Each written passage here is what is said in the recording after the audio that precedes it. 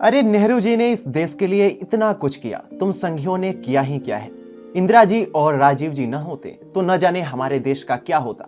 ऐसे न जाने कितने विचार और बयान आपने कभी न कभी किसी रिश्तेदार, किसी संबंधी या किसी ऐसे व्यक्ति से सुने होंगे जो या तो कांग्रेस का सदस्य रह चुका है या फिर उसका काफी समय से समर्थन करता आया है।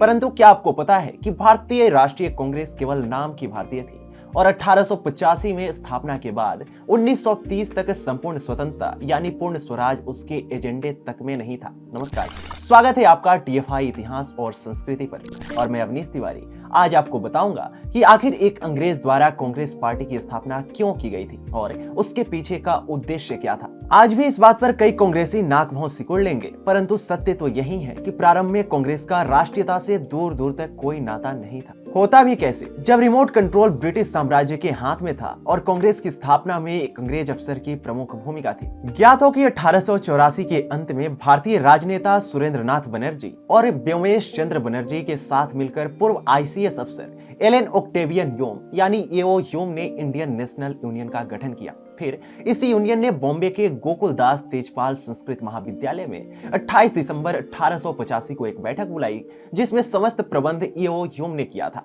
इस अधिवेशन के सर्वप्रथम सभापति बने व्योमेश चंद्र बनर्जी जो एक प्रसिद्ध वकील थे।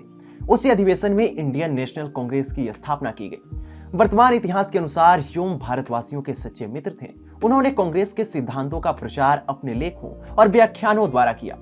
उनके मित्रों में दादा भाई नौरोजी, सर सुरेंद्र नाथ बनर्जी, सर फिरोज शाह मेहता, गोपाल कृष्ण गोखले इत्यादि शामिल थे। इनके द्वारा शासन तथा समाज में अनेक सुधार हुए। परंतु ठहरिए, अगर उन्हें भारत से इतना ही लगाव था तो फिर वो भारत के हितों के विरोधी कैसे हो सकते हैं। इस कथा की जड़ें 1857 के क्रांति तक जाती है जो इनके वास्तविक चरित्र को सामने लाती है।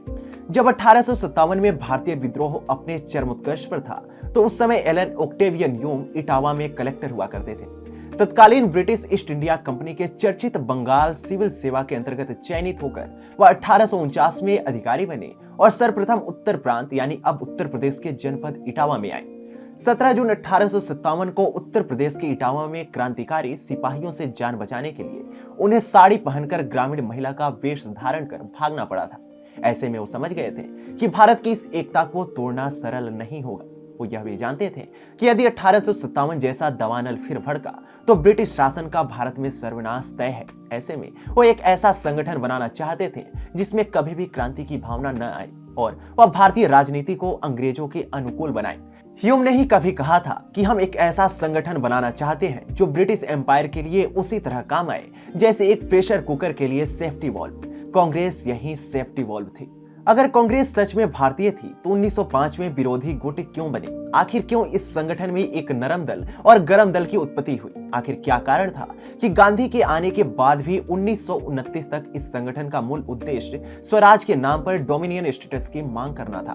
क्यों इस संगठन में दो बार विघटन हुआ, एक बार लाल बाल पाल की तिकड़ी के कारण और एक बार नेताजी सुभाष चंद्र बोस के कारण? इस सब के कारण लगभग एक ही है, कांग्रेस की ब्रिटिश जड़ें। यदि एओ ह्यूम वास्तव में भारतीय हितों की सोचते तो वो इस संगठन को स्वदेशी रखने पर काफी जोर देते, न कि इस संगठन को भूरे साहबों का गुट बनाने में। यदि भारतीय राष्ट्रीय कांग्रेस वास्तव में भारतीय होती तो किसी भी स्थिति में बंगाल का विभाजन नहीं होने देती, न ही जलियांवाला बाग नरसंहार पर मौन व्रत धारण करती और न ही लाला लाजपत राय की हत्या पर। ऐसे में आज के समय में जब कांग्रेसी स्वतंत्रता आंदोलन पर उपदेश देते हैं तो क्रोध कम और हंसी अधिक आती है।